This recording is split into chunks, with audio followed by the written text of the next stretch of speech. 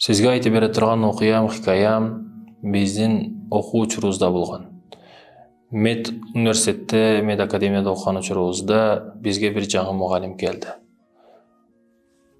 Мугалимибиз таныштырды, ал таанышкандан кийин мугалимибиз сөз баштады. Бүгүнкү сабак таанышуу сабагы кылсак, жакшыраак таанышсак, бири-бирибизди таанысак, билсек. Мен танышпастан сөз баштаба. Танып билгим келет биринчи, кимдерге сабак отутам, кандай адамдарга сабак отутам. Танышыштан мурда бир окуя менен айткым келет. Бир окуяны сиздерге айткым келет деп окуяны баштады дейт да. Ахмат бул эски автобусду минген адам эле. Эски баягы автобустан минген, маршрут минген адам эле. Бул Ахматтын окуясы. Өмүрлүк жолдошуна айрылып калган, бирок өмүрлүк жолдошун өтө сүйүп эңсеген. Өмүрлүк жолдошун чындап сүйгөн адам эле. Кызы Фатима артында калды. Кызы Фатима атасын чексиз жакшы көрөт эле. Атасы күн сайын жакшылык улашыш максатында ар кандай адамдарды ар кайсы адрестерге, даректерине жеткизет эле дейт. Өзүнүн кезектеги адрестерине. Күнөрдөн бир күн Фатима кызын өзүнүн окуу жайына жеткизди, мед академиясына, башкасына жеткизгенден кийин окууга киргизип жиберип, өзү жумушка кетти. Өзүнүн ошол башкаруучусуга бүгүн канчанчы очеретте экенмин? Бүгүн 5-номер, 5-очереттесиз. 5-кезек сиздики. Бүгүн аба ырайы айнып атат. Жамыр жагыш күтүлүүдө. Бүгүн биз иштейт экенбиз. Бүгүн сиз иштейсиз. Сиз иштейсиз, Ахмат ака. Окуум бүткөндөн кийин дейт, мени атам күтүп алды, үйгө алып барды. Ата ишке чыкпай эле коюңуз, жамырды көрүп атасыз, бир кырсыкты баштабаңыз, жамыр мына десем дагы чыкпай, элдерди жеткизиш керек өзүнүн дарегине деп кетти жумушка. Ахмат агабыз. Өзүнүн жумушунда барат экен, ар кандай адамдарды ар кайсы жерлерге жеткизет. Бир адреске адам жеткизди, дагы кичине барат экен, остановкада бир окул көтөрдү, аны тосту. Чыгарса Касым Шүмчан башка кийимдери өзгөчө. Ушунча кийими болуп туруп, ушундай бай болуп туруп акча бербейби экен деген нерсени дагы ойлобой менден акча сураган жок дейт да. Акча сураган жок, акча алган жок.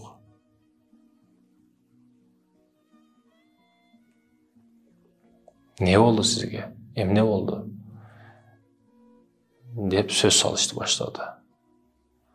Мен жолдо барат экенмин, машинамды бир уруулар, тоноочуларды токтотуп, машинамды алып коюшту, уурдап кетишти. Жакшы өзүңүз соо экенсиз, сизге эчтеке кылышпаптыр. Машина табыла турган нерсе, темир нерсе, өзүңүз эчтеке болбопсуз.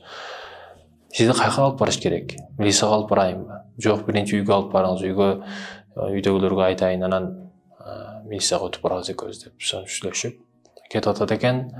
Кетип жатса, айылдамада дагы бир канча адам кол көтөрдү. Кечиресиз, буларды дагы албасам болбойт. Булар дагы ар биринин өзүнө жараша көйгөй маселеси бар. Аларды алды.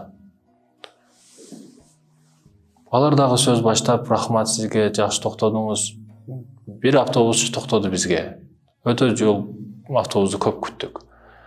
Ал токтогондон кийин бизге 5 дирхамдык жолду 10 дирхам деп айтты. Сен аны көтөрүп салды, башка кылды дегендей маселени кылды.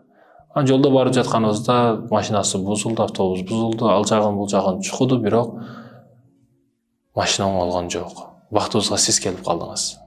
Ыраазыбыз сиздин токтогонуңуз үчүн, рахмат. Алардын дарегине бир сом акчасыз жеткизип койду. Акчаңар кереги жок деп түшүрдү аларды. Мен үйүмө келдим. Үйүмө киремин, чыгамын, милицияга барабыз деп, күтүп туруңуз деп айтты. Bir учурда Ахмат эке деп чакырышты. Баштада чуркап келип барсам, аял бала чакам үйдүн ичи газ жанып кетиптир. Аялым ичинде өзүнөн келип жатат. Жардам бериңиз. Балдарын көтөрдү, өзү аялын көтөрдү, ошентип алып чыгып, автобуска салып, больницага алып барышты.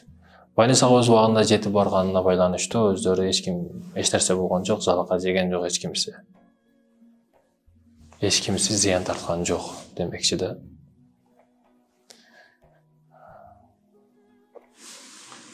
Атам ошентип бирөөлөргө жакшылык кылып, бирөөлөрдүн иши үчүн чуркап, өзүн ойлобогон жан эле. Ата, иштегениңиз аз маз эле акча экен, не кыласыз бирөөлөргө жакшылык кылып, алар сизди ойлойбу, не кыласыз деп атамды Фатима кызы өтө урушат эле. Атасы ар бир кылынган жакшылык жерде калбайт кызым. Адамдан кайтпаса Аллахтан кайтат. Мындай сөздөрүңдү токтот дейт эле. Келгенден кийин кызына болгон окуялар бардыгын айтып берди, атасы дагы. Автобусчу Ахмат атабыз. Контракт төлөш керек. Окуу жайына, башкасына. Кыздын дагы өзүнчө бир маселелер, көйгөйлөрү бар. Бул жолоочу адам сиз менен карындаш болсок, тууган болуп калсак эми. Мага ушунчалык жардам кылдыңыз. Сиз болгондо азыр үй бүлөмө жетпейт элем. Өзүм көчөдө калат элем, башка болот элем. Сиз мага өтө эбегейсиз, чоң жардам кылдыңыз. Эми тууган болуп калсак, сиздин үй бүлөңүз менен келиңиз, канча кызыңыз бар? Бир кызым бар, каякта окуйт, медакадемияда окуйт. Ушинтип таанышкандан кийин эртең сөз келиңиздер деди. Бүгүн конокко барышыбыз мүмкүн, деди Ахмат атасы.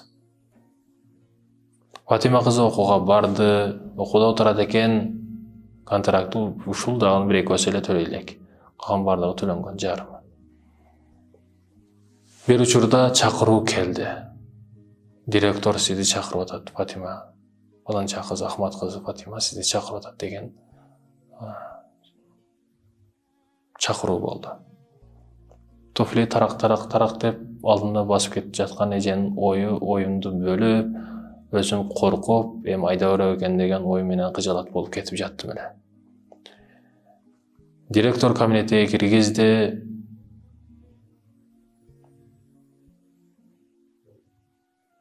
Мени өтө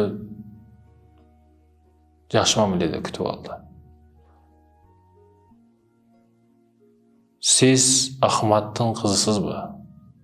Автобусчу Ахмат аганын кызысызбы? Фатима атыңыз. Кече атаңыз мага жардам кылды. Сиз кече үй бүлөсү газга капталып калган, машинасын урдатып калган адам сизсизби? Ооба, менмин ошол. Ошол адам менмин.